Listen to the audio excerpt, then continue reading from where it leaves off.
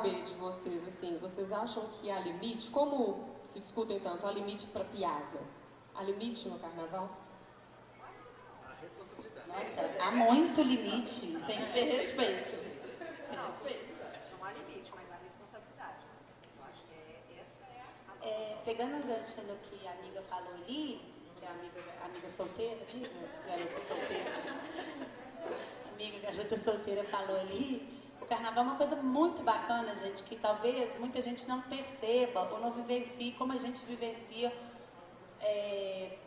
promovendo, assim, tentando organizar a bagunça, né? O carnaval ele faz a gente discutir coisas que a gente não discute nem nas eleições, né? De como que é essa ocupação, qual o direito que eu tenho de ocupar, o que eu devo exigir do poder público, a gente indo lá e brigar e falar, não, eu quero esse fechamento de rua sim, eu quero essa rua limpa sim, eu quero apoio de sinalização sim, né? Eu quero que o policiamento se comporte de tal forma, eu não quero que o policiamento chegue agressivo, chegue agredindo como eu já vivenciei, vivenciei isso em 2012 e o ano passado ainda a gente teve notícia, assim, vou contar assim, que eu vivenciei. Estávamos todos parados, felizes, normal, meio-dia, os policiais chegaram e jogaram bomba assim na gente, ó, bomba de gás, aí a gente continuou assim. Quando eu vi, eu achei que era tipo, sabe aqueles confetes que vão nascer? Porque eu achei tão surreal.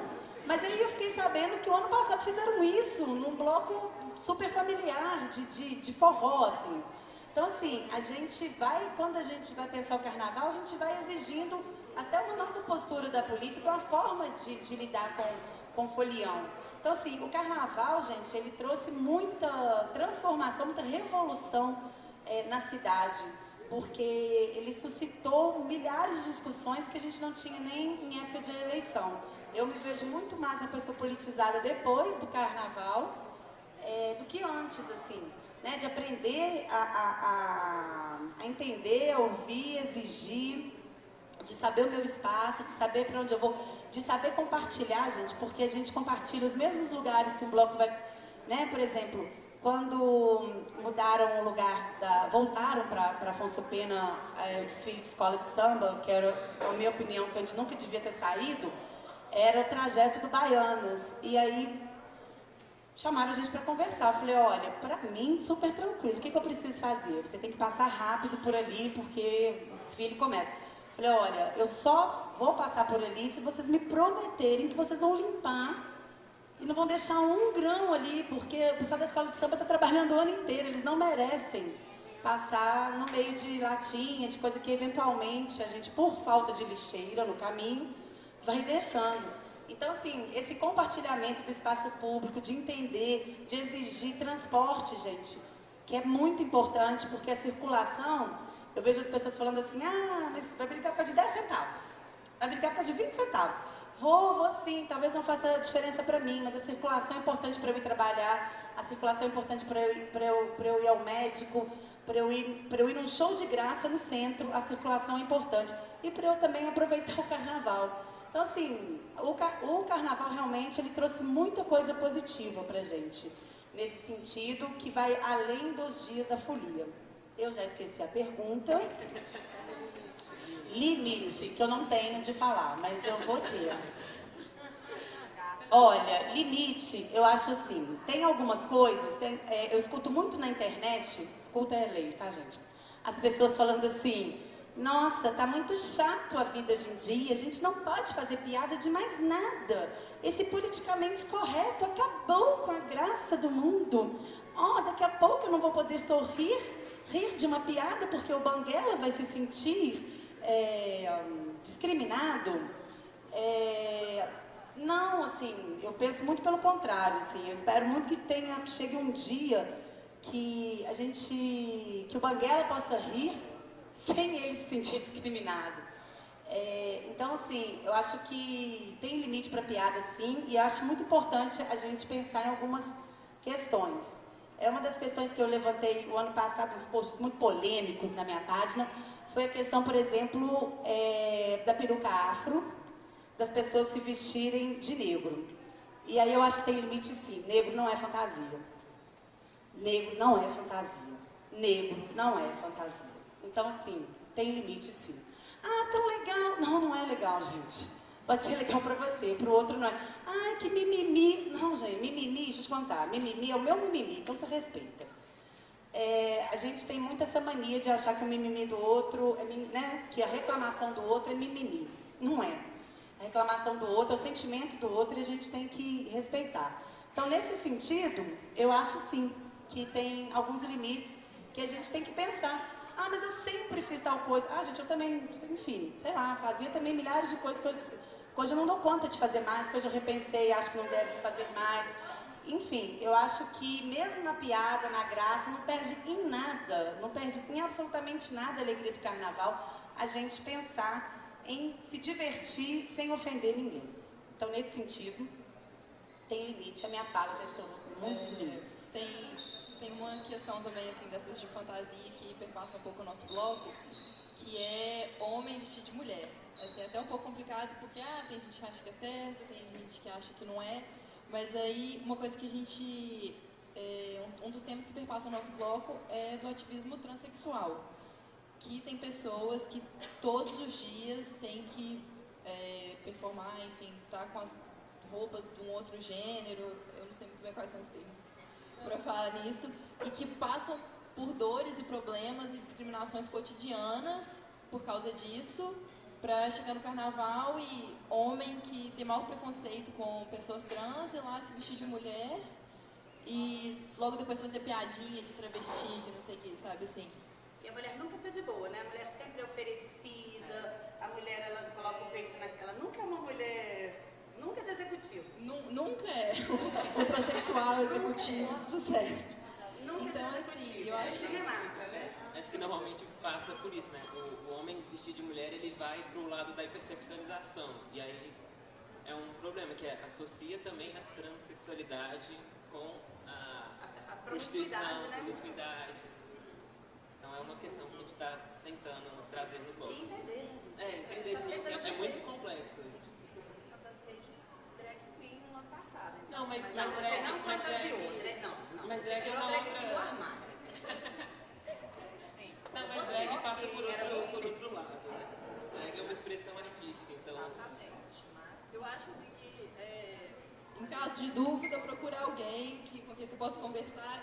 Tipo, acho que é isso, assim, o diálogo é sempre a melhor opção, né? Você entender o lado de quem vive aquilo e saber se aquela pessoa se incomoda ou não, se é desrespeitoso ou não. liberdade com respeito. É.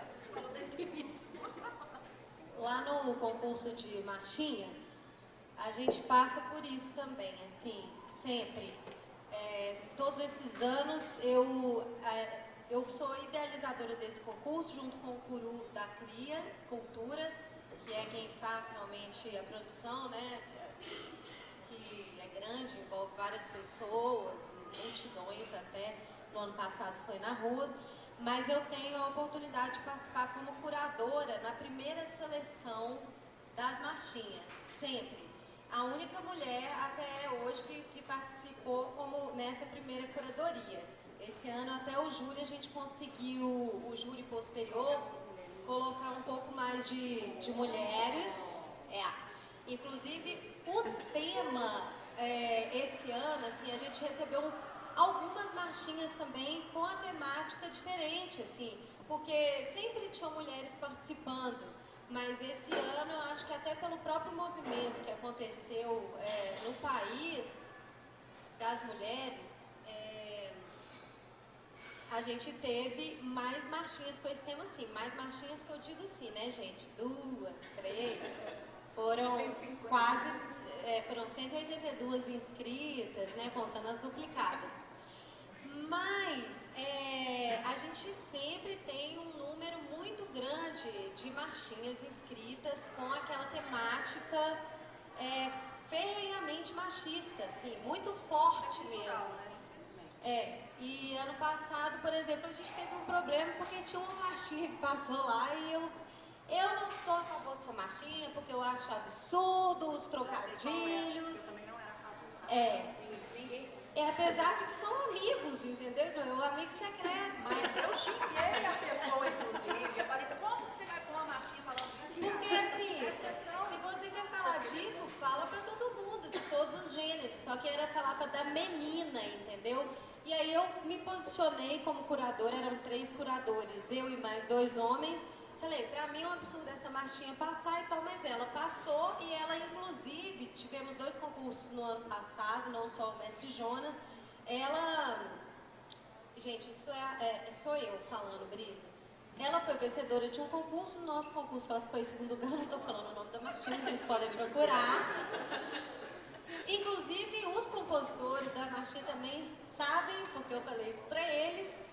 E, na minha opinião, era uma marchinha, uma marxista, entendeu? Era uma marchinha, era uma marchinha machista. Fica Não machista, né? É isso, porque aí dava direito porque, pra todas as não, pessoas. quando você fala do pau, enfim, os trocadilhos eram bons, mas quando você usa a mulher como uma figura, né, do pau, o pau como cu da mulher,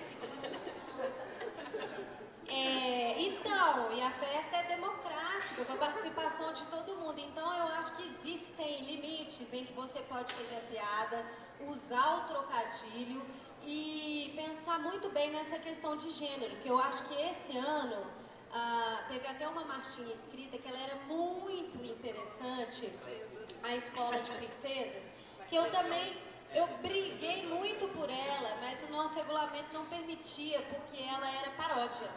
Ela era feita de paródias, mas para mim foi uma das marchinhas mais representativas que eu ouvi até hoje, porque ela pega várias marchinhas clássicas e que fazem parte da história do carnaval e desconstroem, através da letra, esse discurso machista que a gente está acostumado a ouvir. Então, no nosso concurso, infelizmente, ela não passou, apesar de para mim foi a melhor, justamente por isso, porque ela não teve esse caráter autoral.